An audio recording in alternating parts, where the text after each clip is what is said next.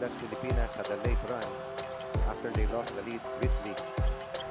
Kasi meron din 10-point run ng Vietnam kanina. Good way to start the quarter for Gilas with a defensive stop. That's right, Poy Eram getting into the passing lane. Ano to eh, 55-48 ng mga Pilipinas. 58-55 lamang ang Vietnam. And then, merong late 5-point run para sa Pilipinas courtesy of Wright and Panopio. Well, we say it often that basketball is a game of runs. And each of these teams have had their runs. Terdy Ravena unable to connect on that outside shot. It could have been fouled. And that lead pass, too strong. Back-to-back turnovers for the Red Shirts. Coach na nasa loob.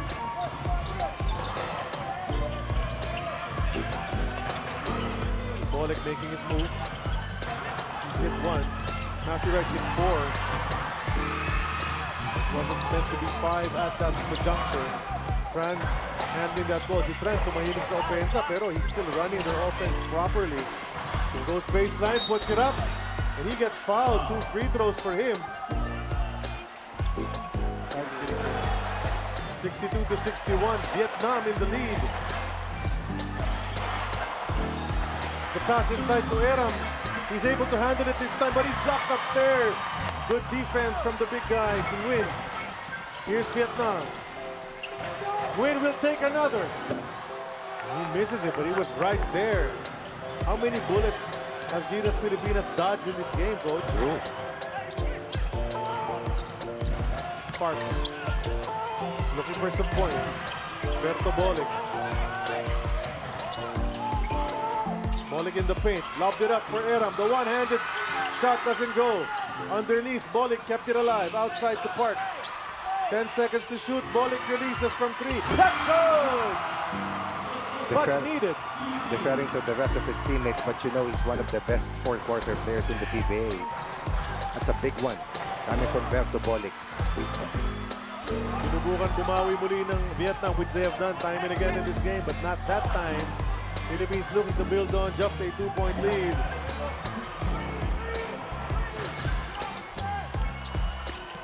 Bolek surveying the floor. Goes back out to Matthew. Back to Berto with 4. He'll take a top of the key 3. That's off target. Easy rebound for Vietnam. Justin Young. Could have been a steal by Manzano. That's right. He was right there. The big man will try again. That's way off. And Manzano retrieves the ball.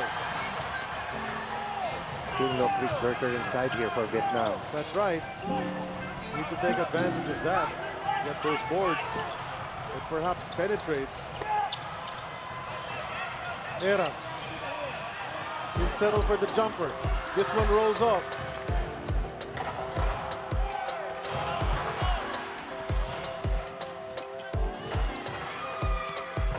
Tran inantay. Kanyang big man. Big man goes inside to Justin. Tran will take a 3. 0-4 from the 3-point line here in quarter 4 for Vietnam. Chance for the Philippines with some early offense in this next possession. Parks, there's a bump, no whistle. He'll take a 3. Nothing there. Easy rebound. Aside from the 3-pointer coming from Bolek, both teams have fired blanks here from the long ball. Oh, biglang binato ni Boban. That's off as well. 0-5. Plus 1 turnover out of the 6 possessions or 7 possessions na meron sila. Wright is open. Defense recovered. As Matthew Wright looks for his chance. Now it's Bolek. And they're going to call a foul, a push on the red shirts. Durker will be able to make his re-entry. Oh, yan. Oh, yan. Malalaki na rin itong mga manlalaro ng Vietnam. They also have their own professional league. Wide open. Oh! Hesitation from Jamie. Missing the jumper. Ito na naman ng Vietnam. Tran sees Matthew Wright. He'll attack and miss another layup. And in the way that the Vietnamese will tie or take the lead sa possession na ito.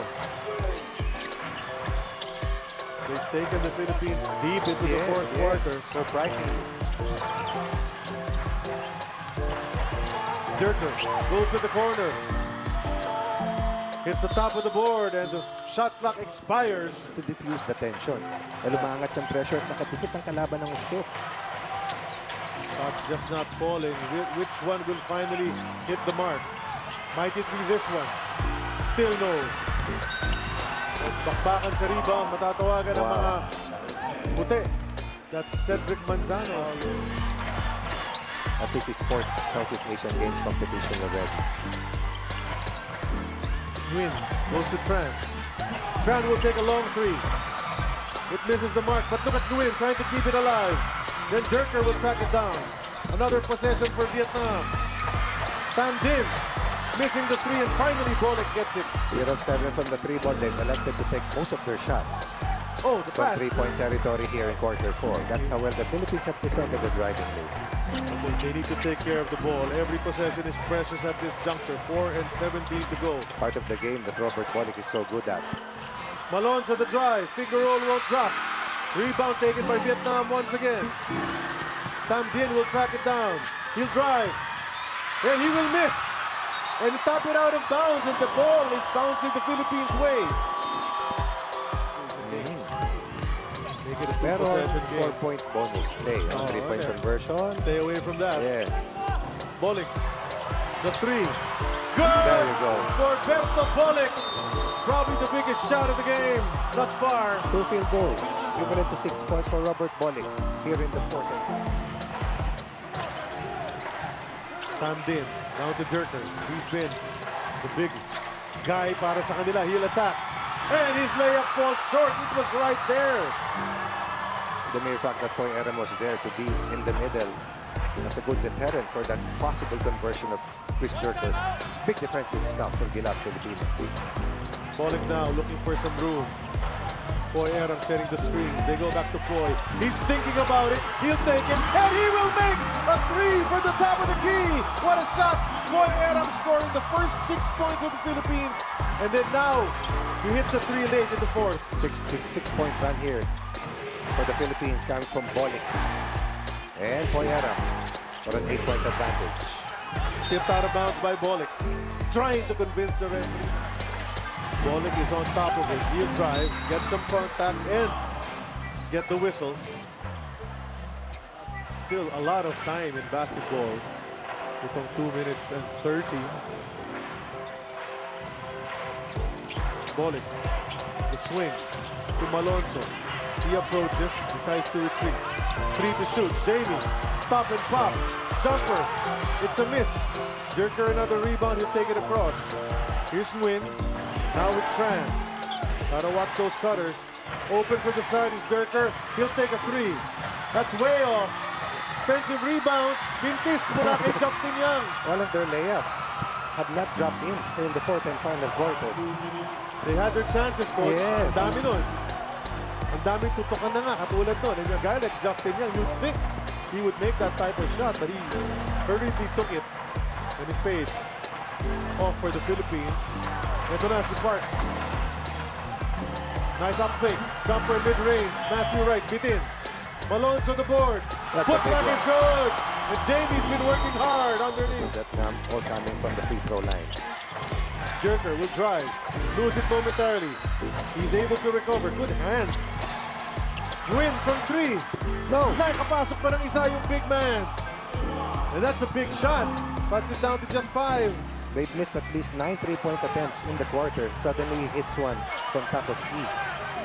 Philippines must be methodical in its approach dito sa last few plays. Down to 10 on the shot clock. Ray Park, he's fouled. Vauban committing that. They get it inbounds. Matthew Wright. Ray Parks. Oh! Pangsara na sana yun, pero Oo. it decided to pop out. Nice play diagram in that timeout, but Well, dumobol team kasi biglang Vietnam. Jerker. Tam Dinh for 3. That's off target. He's been called for the entire game. That's a critical defensive stuff for the Philippines. And they put it away as Jamie will attack. The layup will not drop. And he's looking for a foul. He felt he was hit. Whistle was blown. They're not the pushovers they used to be. No more.